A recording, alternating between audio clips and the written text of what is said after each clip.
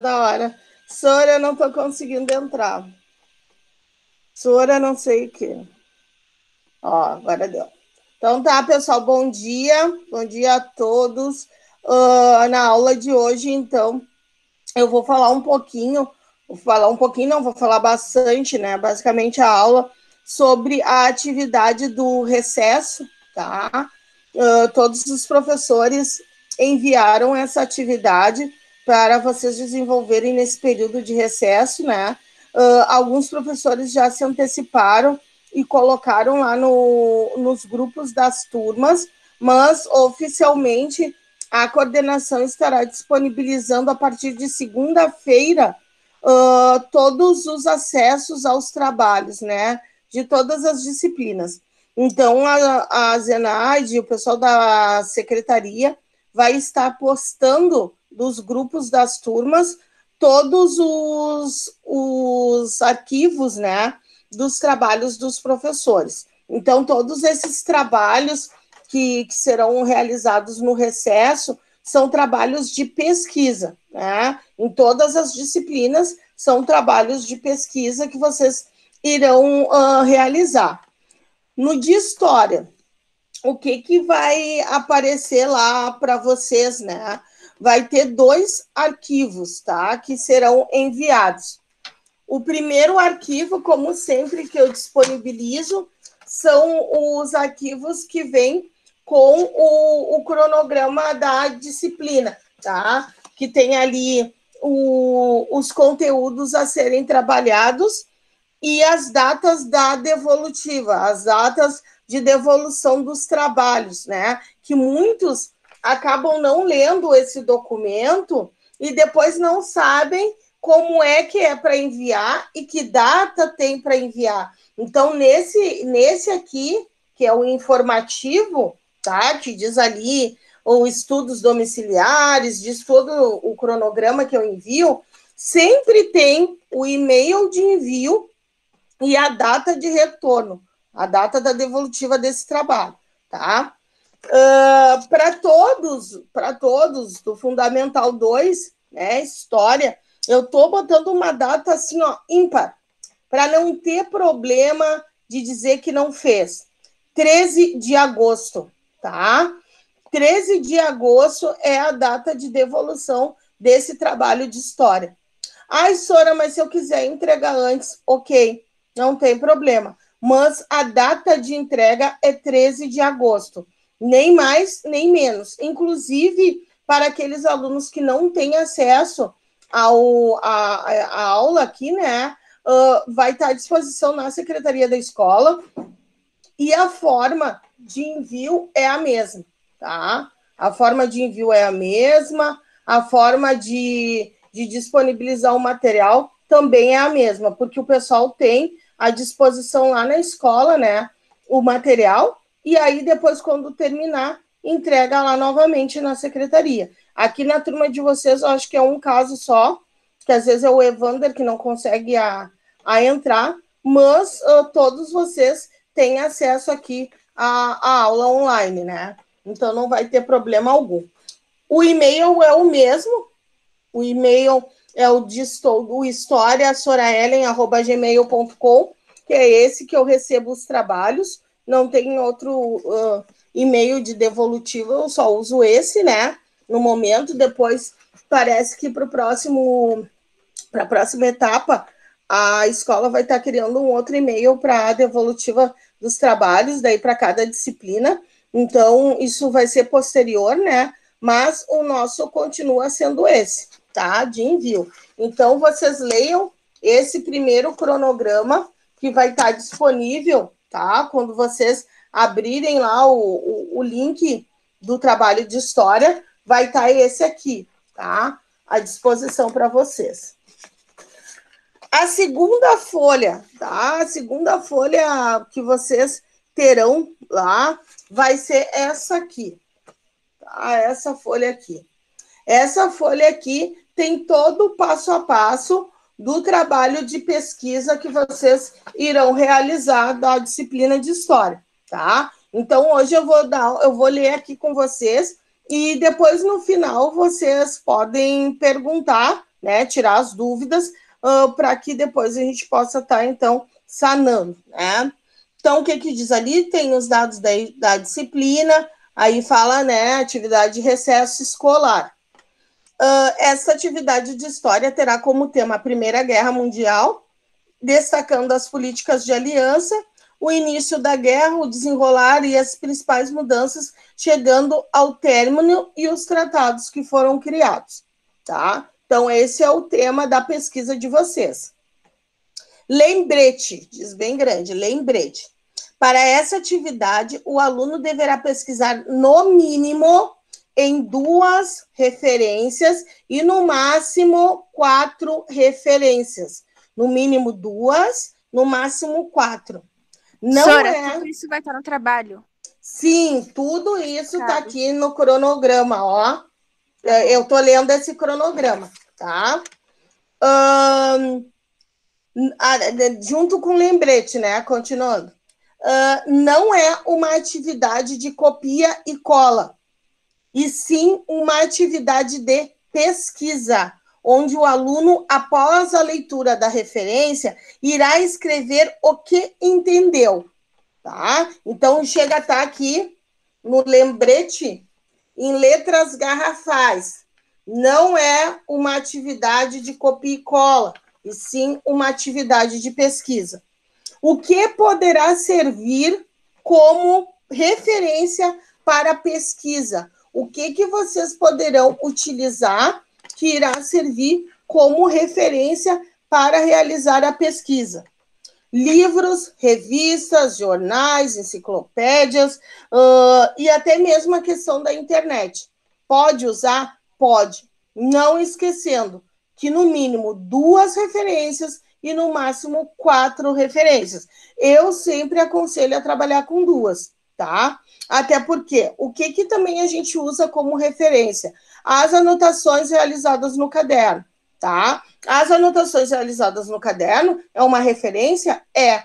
Por quê? Porque foi tudo aquilo que eu entendi através da aula que foi realizada.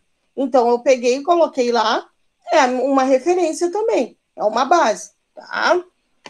Outro tópico que tem aqui, a pesquisa terá uma capa, tá? E aí já entra na questão da formatação do trabalho, que tem muita gente que ainda se perde nessa questão, né? A pesquisa terá uma capa como primeira folha, com os dados de identificação do aluno. Depois, segue a pesquisa em texto único nas demais folhas. E após, colocará a conclusão, né, que é o que entendeu, é o fechamento do trabalho.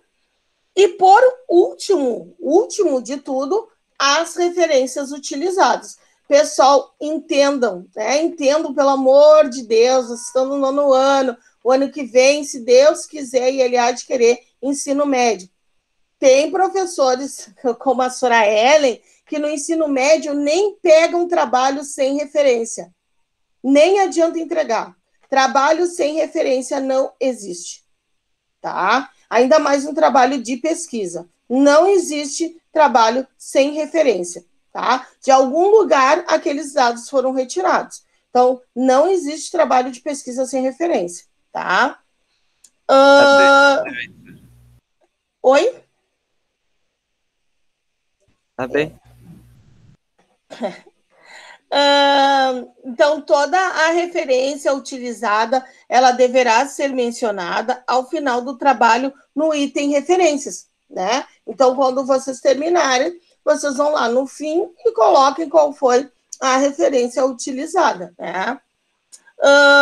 O aluno que não dispõe de computador poderá realizar o trabalho de próprio punho, escrito, né? Utilizando caneta azul ou preta, tá? E seguindo as mesmas regras para os trabalhos digitados. Tudo que a gente faz no trabalho digitado, a gente faz no trabalho manuscrito também. Entregando o mesmo na data da secretaria da escola, foi o que eu falei anteriormente. Quem retira os trabalhos, as folhas lá na escola, também vai enviar, vai entregar lá o trabalho na data combinada, né? Se surgirem dúvidas, favor entrar em contato pelo grupo da turma e pelo e-mail da disciplina que está no cronograma inicial, que foi a primeira folha que eu mostrei, né? Então, retomando um pouquinho, né, lá no início. A pesquisa, né? A pesquisa eu posso pegar nos livros didáticos? Sim. Pode pegar em revista? Sim. Pode pegar na internet? Sim. Pode pegar no caderno? Sim, pode. Pode utilizar tudo quanto for material que sirva como ponte de pesquisa. Nunca esquecendo que esses dados deverão estar lá relacionados na referência. A questão da formatação do trabalho. Vocês têm aí, desde o 6º ano, eu acho, 6º ou 7º ano, todo aquele passo a passo de como a gente faz uma atividade de pesquisa, né? A questão da formatação, e mesmo se não tivesse, né? Você sabe. Por exemplo, esse aqui que eu coloquei para vocês segue as regras de formatação para trabalho de pesquisa, tá? Então, ele tem uma capa única, né? O que é a capa única, pessoal? Para que serve uma capa, né? Uma capa, ela serve como uma apresentação. A capa é a apresentação do trabalho. Então, na capa, o que tem em primeiro lugar? Né? No trabalho poderá ter imagens? Eu já vou falar sobre isso. Já vou falar, André. A primeira coisa que a gente coloca é o nome da escola. Sempre, pessoal. Sempre. Quem não sabe, anota aí para não se perder, tá? Porque eu vou cobrar de vocês. Porque vocês já estão no 9º ano e vocês têm que saber fazer essas coisas. Primeira coisa, nome da escola. E sempre em letra maiúscula, gente, pelo amor de Deus. Tá? Nome da escola. Depois, trabalho de quê? O que se refere, né? Centralizado. E lá no fim, né? No cantinho, os dados de identificação de vocês, tá? Então, vocês vão colocar lá o nome completo, né? O nome de vocês, a turma, vão colocar o nome do professor, a disciplina, tudo ali embaixo junto com o nome de vocês, tá? Então, isso se chama capa de apresentação. É onde vão os dados de identificação de vocês. Próxima folha, o que vem? Já vem o texto da pesquisa, né? Aí vocês vão falar, vão colocar lá a Segunda Guerra Mundial, ou as principais características da Primeira Guerra Mundial. Enfim, o título também é com vocês. E aí, o que a gente faz? A gente lê o material e vai escrevendo aquilo que entendeu. A gente lê o material, lê por partes, vai escrevendo o que entendeu. Eu sempre aconselho, né, o pessoal pegar o caderno e fazer uma espécie de esquema, primeiro, né, anotando ali do lado para depois não se perder de que referência tirou, e monta aí esse esquema. Aí depois digita e passa para o trabalho oficial. Né? Oi. Pode ser tanto quanto a Primeira ou a Segunda Guerra Mundial? Não, amor. Qual é o conteúdo que está sendo trabalhado? A primeira? Então, é sobre esse. Eu ainda falei, eu li ali no início a Primeira Guerra Mundial. Ainda li aqui, ó. Não, é que pegar... tu também falou, tu citou a Segunda Guerra, Sura. Dando exemplo, gente. Ah, tá. Exemplo? Olha aqui, ó. Aqui ainda ali, ó, na folha para vocês, ó. Ó, essa atividade história terá como tema a Primeira Guerra Mundial, destacando as políticas de aliança, o início da guerra, o desenrolar, as principais mudanças, chegando ao término e os tratados que foram criados. Ó, tá? Então, vocês irão ler e escrever, vão lendo, vão anotando tudo aquilo que vocês entenderam. Terminou isso, pega e começa a redigir. Ou digita, ou faz de próprio punho, né? Transcreve para a folha. Terminada essa etapa do texto, que vocês da pesquisa, vocês vão para quê? Vocês vão lá colocar a conclusão. Gente, a conclusão também é outra coisa que eu brigava muito quando recebi os trabalhos de vocês, que tinha gente que copiava a conclusão de livro. Eu não entendia como é que vocês faziam isso. Copiar uma conclusão de livro, sendo que a conclusão é pessoal. É de quem fez o trabalho. É que fazia isso. Não sei, André, mas tinha gente que fazia. Que eu ainda colocava observação e tinha gente que ficava bravo quando eu colocava. Né? Porque ainda uma vez teve uma situação que o aluno ficou tão bravo que daí veio o responsável falar. Eu disse, olha, eu ainda mostrei. Isso aqui foi copiado de um livro? Tudo. Ah, mas pelo menos ele imprimiu e fez. Não, ele imprimiu para ler, então. Mas isso aqui a gente não entrega como trabalho. Então, a gente tem que aprender. A gente tem que aprender a fazer as coisas certas. Senão, não adianta fazer, né? Isso aí não é trabalho. Tá? Então, depois da conclusão, o que se faz? Coloca as referências. Coloca lá tudo aquilo que foi utilizado. Se foi livro, se foi jornal, se foi revista, se foi... Não interessa. Tudo que foi utilizado, vai para lá. Ah, Sora, eu quero botar imagens. Como é que eu faço? Pode colocar no corpo do texto. Se eu estou falando sobre a Guerra das Trincheiras, eu vou, depois que eu botar ali o texto sobre a Guerra das Trincheiras, eu vou lá e coloco a imagem. Eu estou falando sobre o desenrolar da guerra, a questão da alimentação. Eu tenho uma ilustração. Sora, se eu quiser, eu posso botar referência de vídeo também? Pode, deve botar referência de vídeo. Por exemplo, assistiu o telecurso, né? A videoaula. Ah, eu vou botar lá? Pode pôr. Deve. Porque também é uma referência. Tá? Aí, eu quero colocar um mapa que mostra a questão do deslocamento, da onde eles foram, para onde, da onde para onde. Pode, deve, não tem problema. Os mapas, geralmente, o pessoal, é bom fazer tipo uma legendinha, né? Embaixo. Que daí fica bem explicado do que vocês estão falando.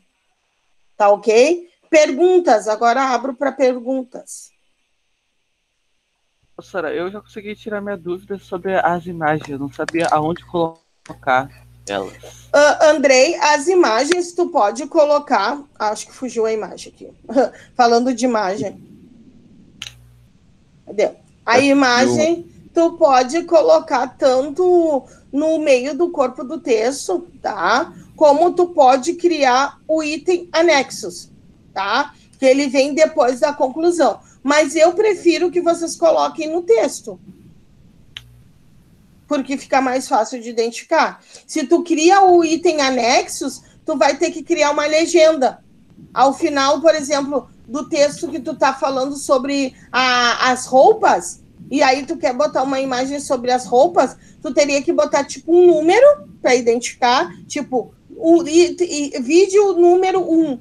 Aí quando chegar lá no anexo, tu tem que botar número 1, imagem número 1, para dizer que tá falando sobre aquela imagem que seria embaixo daquele texto.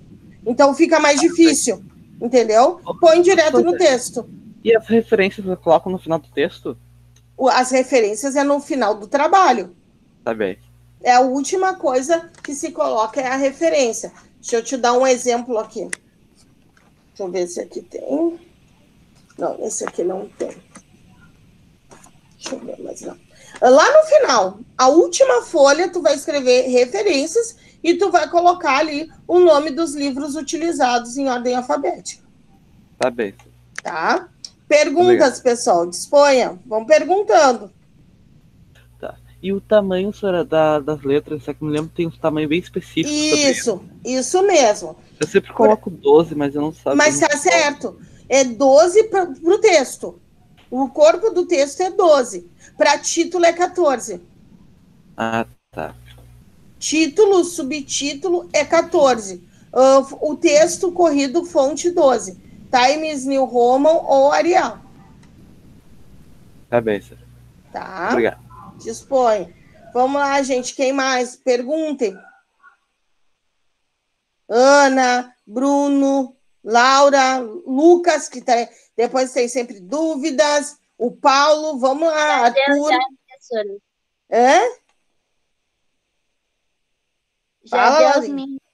Já deu as tuas?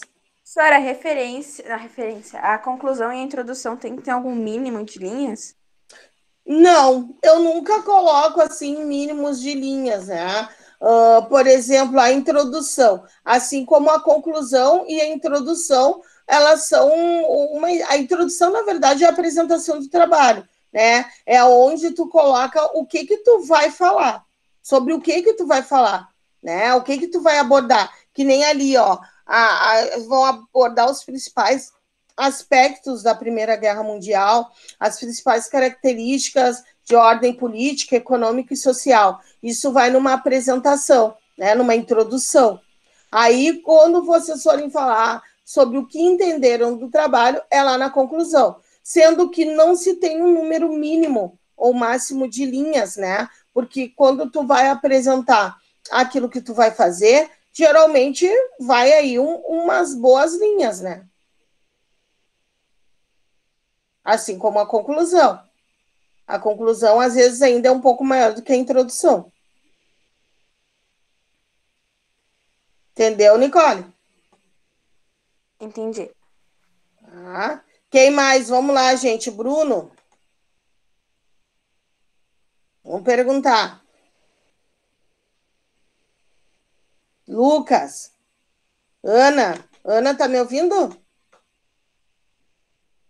Tô, Sora. Tá? Não tem dúvida, Ana? Ana, não tem dúvidas? Então tá, gente. Vão perguntando. Tô aqui para vocês perguntarem. Deixei um tema para vocês? Da última aula? Sora, pelo que eu lembrei, não.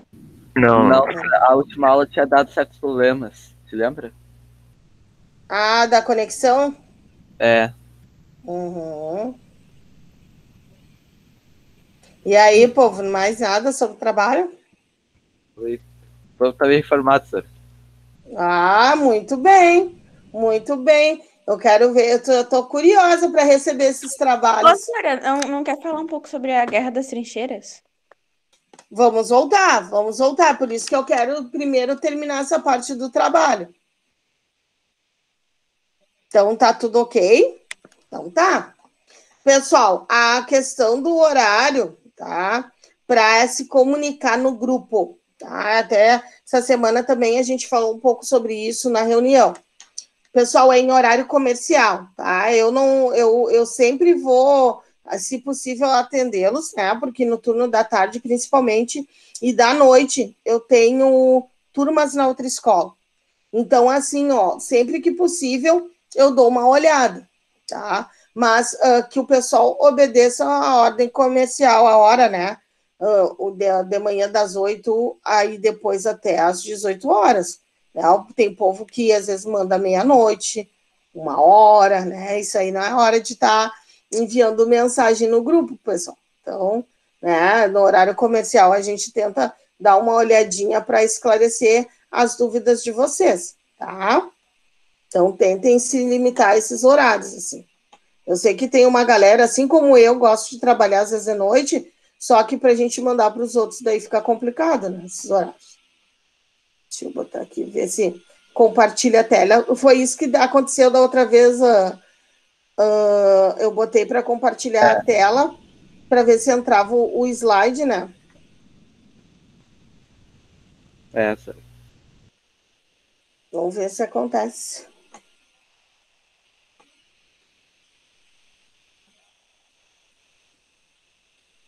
E eu acho que não vai acontecer.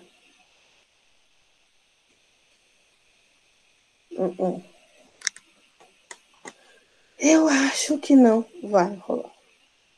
Eu não sei o que tem nesses coisas que ele não... Eu olho aqui, ponho à disposição, e aí depois, na hora de compartilhar a tela, ele não vai. Eu me lembro que nas apresentações de trabalho deu um probleminha assim também. Deixa eu ver uma guia do Chrome. Para mim isso é comum, toda vez que eu vou abrir a primeira vez, né?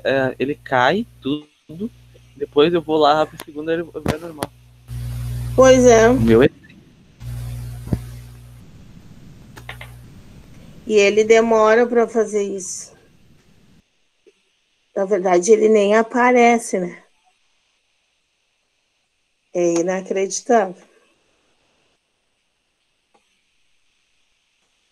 É inacreditável. Tá lá tudo bonitinho, pá. Vamos ver. Vou botar uma janela. Bem...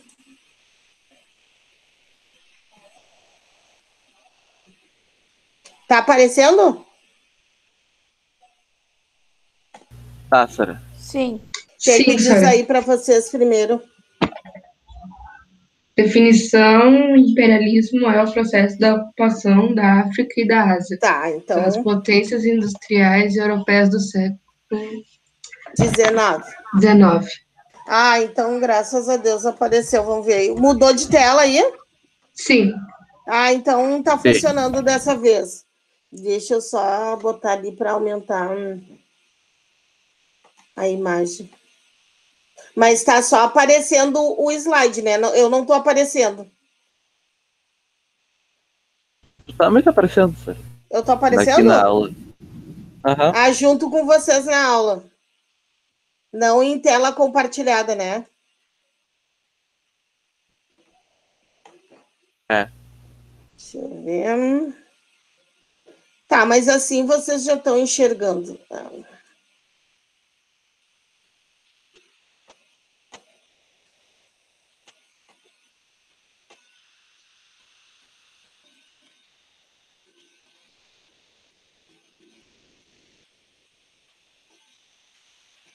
Tá, então assim, ó, claro, eu não coloquei como ponto principal o imperialismo, né? Porque na verdade o imperialismo já vem como uma das consequências da Primeira Guerra, mas isso não tem como a gente deixar de falar quando for trabalhar, né? Então, como foi a Ana que leu? Sim. Sim, né? A Ana leu ali a definição de imperialismo, né? Que é o processo de ocupação da África e da Ásia pelas potências industriais europeias no século XIX. Então, o que eu falei na aula, né, para vocês? Que essa ocupação, ela vem, então, com caráter exploratório, né? Que a gente estuda a descolonização da África e da Ásia. Qual era o principal ponto, né, deles de exploração? A questão da comercialização, principalmente da África, de pedras preciosas, e assim também na Ásia, com a questão das especiarias, né? Então, esse tipo de processo, ele foi muito triste, né? Porque explorava não só a questão da mão de obra, né? Enfim, desses continentes, mas também com a questão também da desmoralização, né? E essa a função, principalmente dessas indústrias, né? Querer estar em fase de ascensão, porém acima de qualquer custo. Então, essa fase do imperialismo ela foi muito importante, porque ela definiu alguns passos nesse processo, principalmente da Inglaterra, quanto o desenvolvimento da industrialização.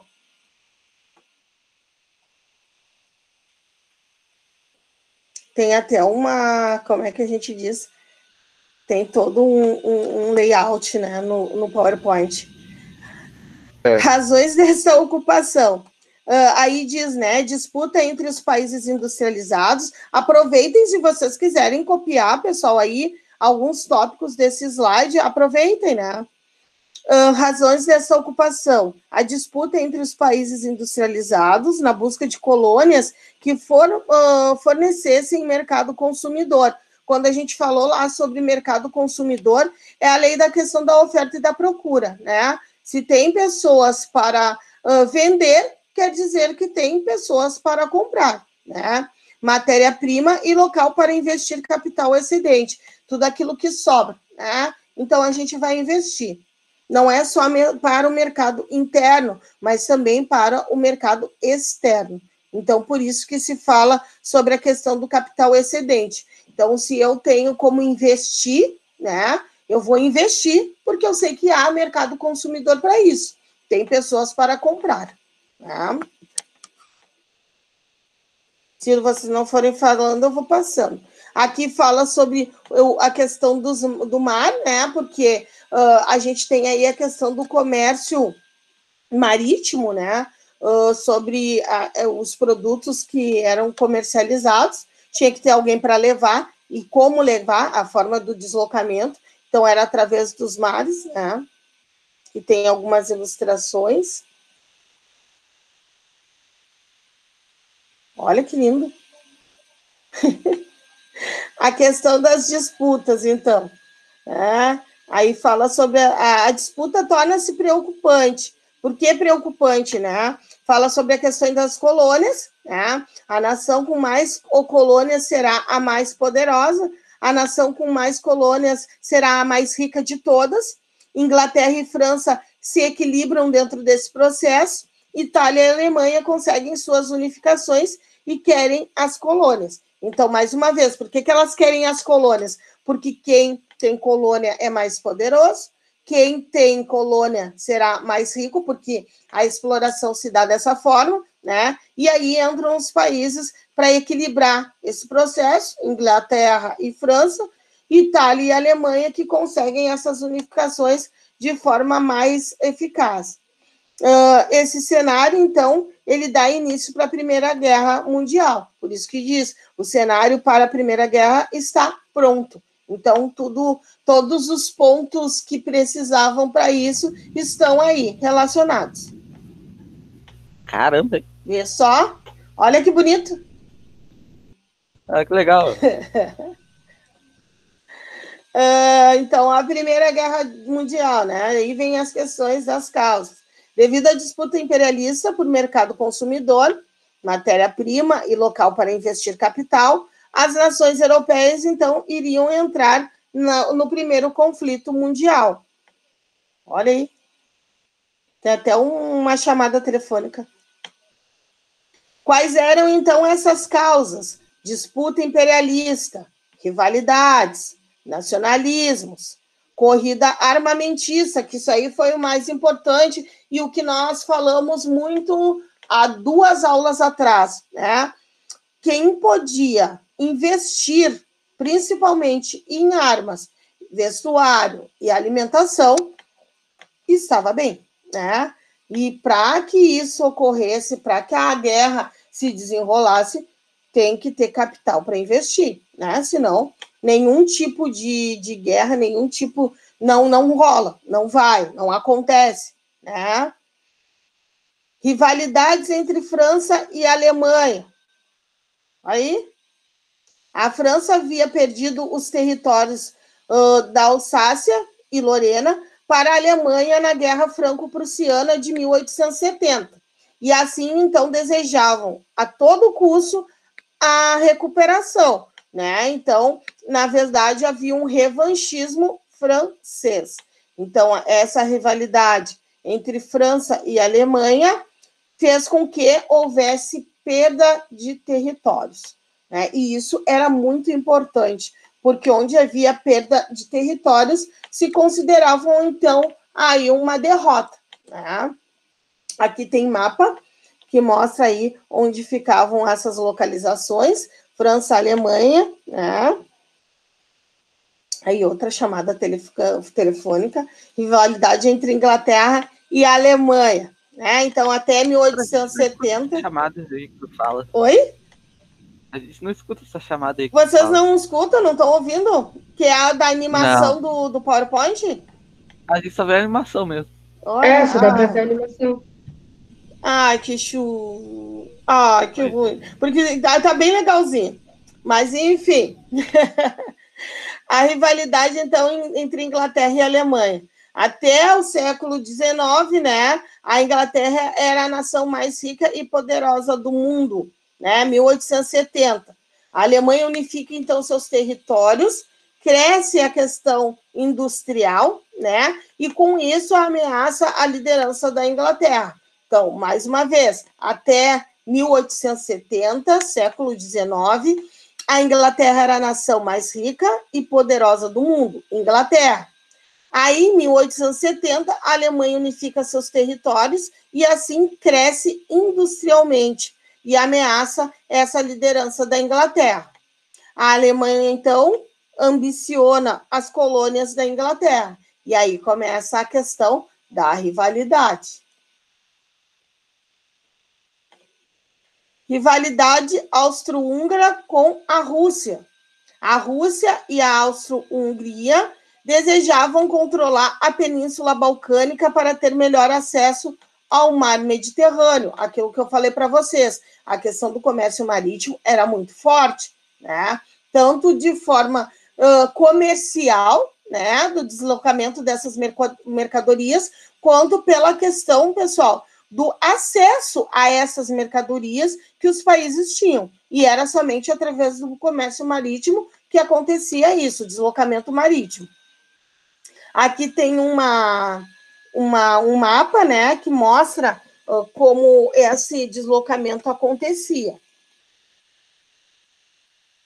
Aí vem a questão da rivalidade da Áustria-Hungria contra a Sérvia, tá? Então, a Sérvia era aliada da Rússia, ela desejava unificar as nações dos Balcãs em um projeto denominado Grande Sérvia. Isso aí também tinha lá no esqueminha de vocês, né?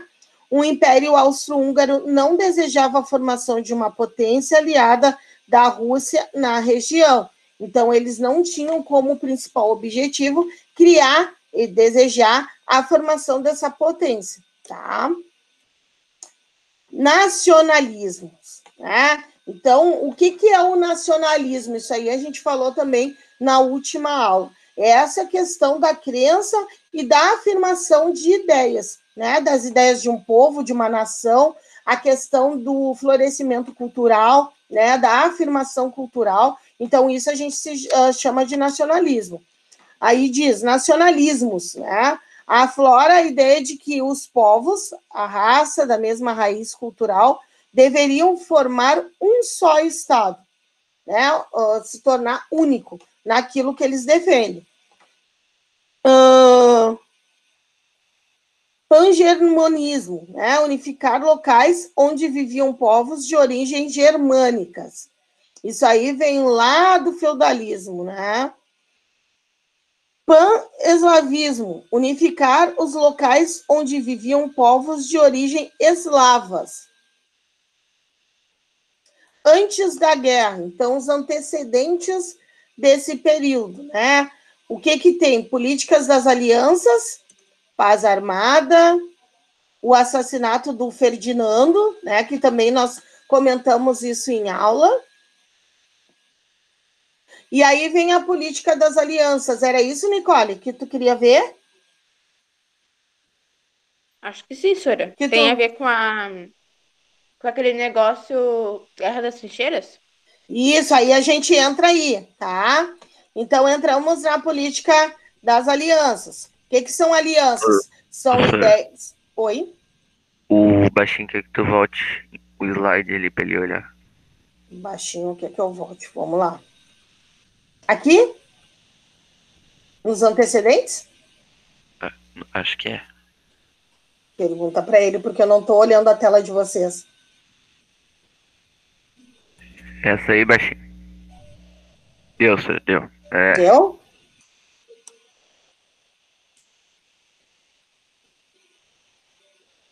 Tá, então as políticas das alianças, os países começam então a formar alianças militares, então para crescer, né, ao longo do conflito, nós temos a primeira, a Tríplice Aliança, que era formada então por Alemanha, Império Austro-Húngaro e Itália. Isso aí nós comentamos também naquela outra aula, que não foi a passada, foi a outra ainda.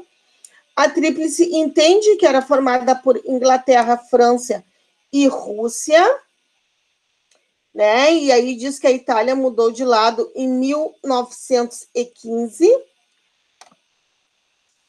E aí vem a paz armada, né? Diz que as grandes potências iniciaram, então, um processo de aumento do poderio militar com essas alianças, né? E principalmente com a aquisição do armamento, ocorreu uma verdadeira corrida armamentista, porque todos queriam ter, né, o mesmo poderio bélico. Quando se fala em poderio bélico, a gente está falando sobre o quê?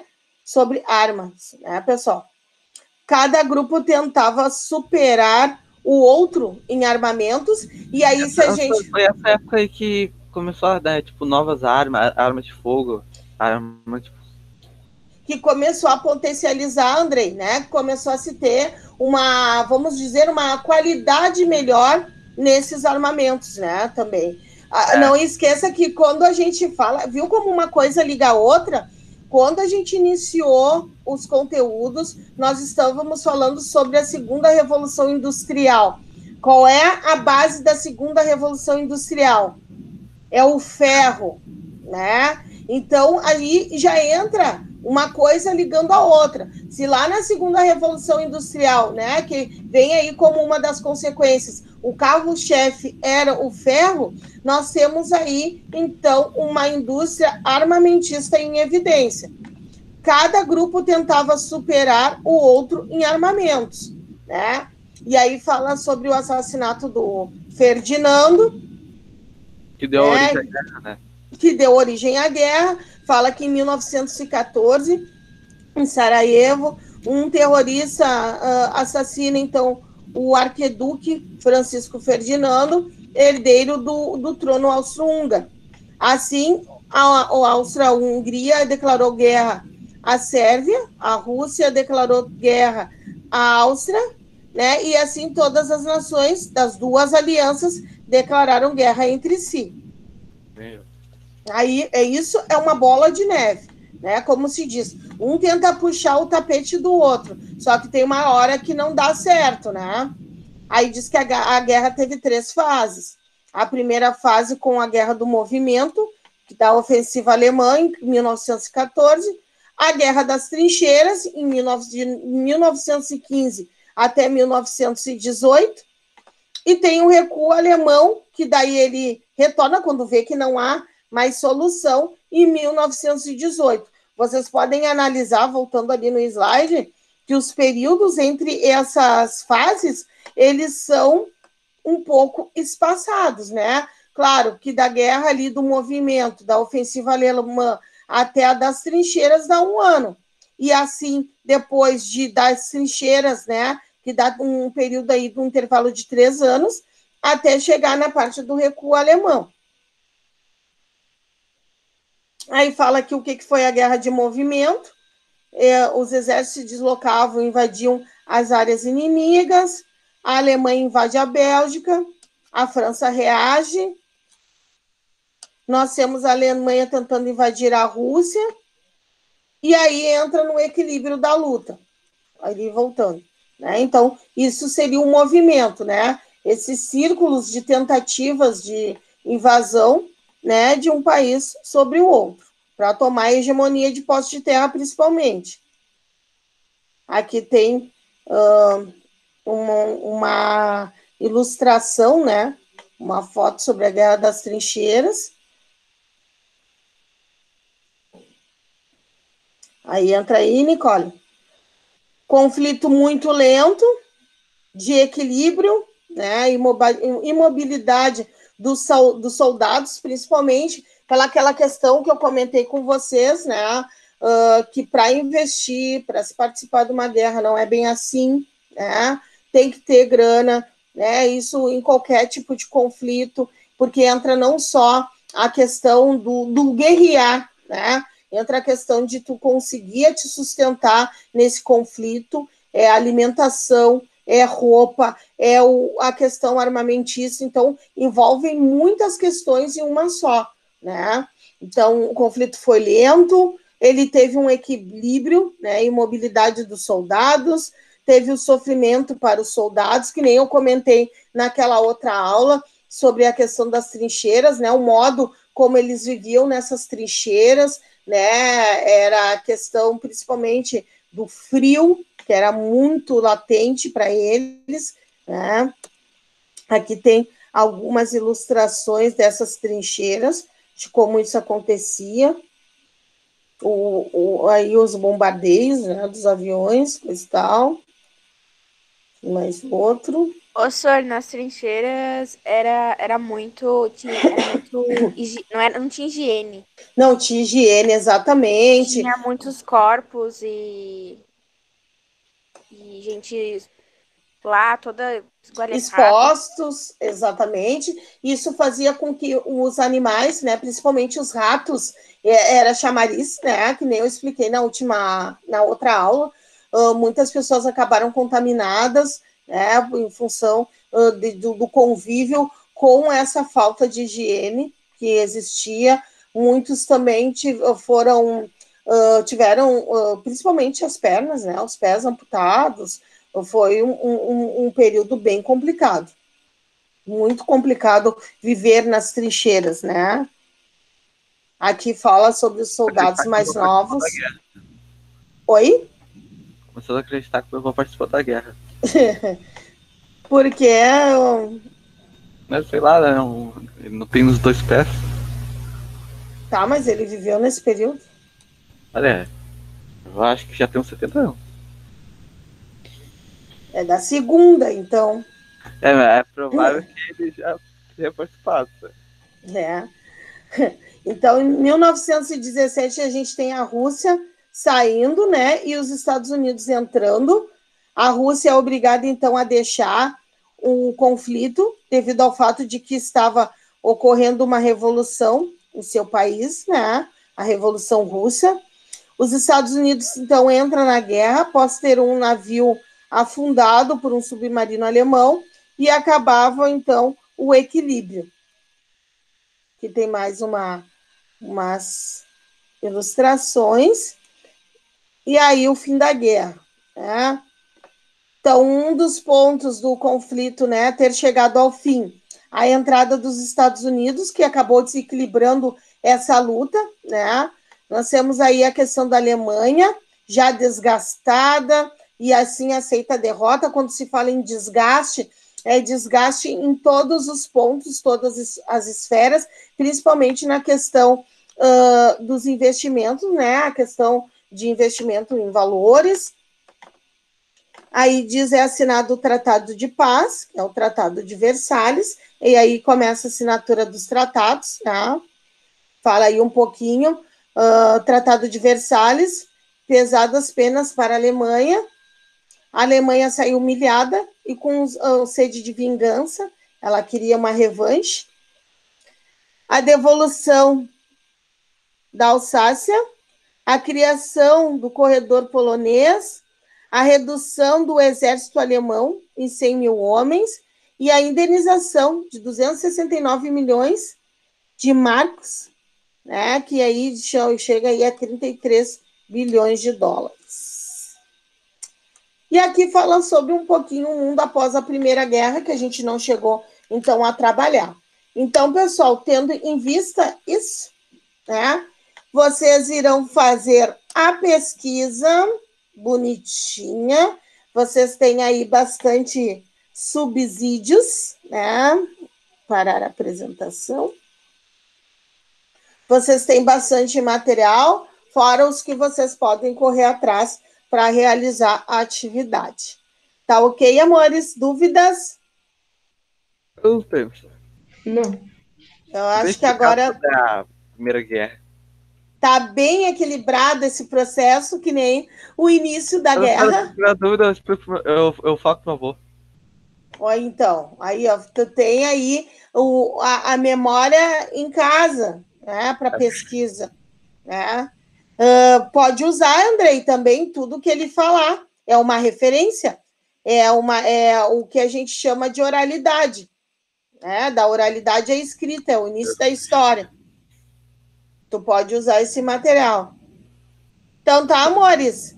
Beijos para vocês. Descansem um pouquinho nesse recesso, né? Porque o recesso também é para isso, mas não deixando de fazer as atividades. Tá ok? Lindos. Okay, um beijão para vocês e até a volta com o trabalho feito, né? Lindos. Mimosos. Tchau, Sora. Tchau. Tchau, Sora. Tchauzinho. Tchauzinho.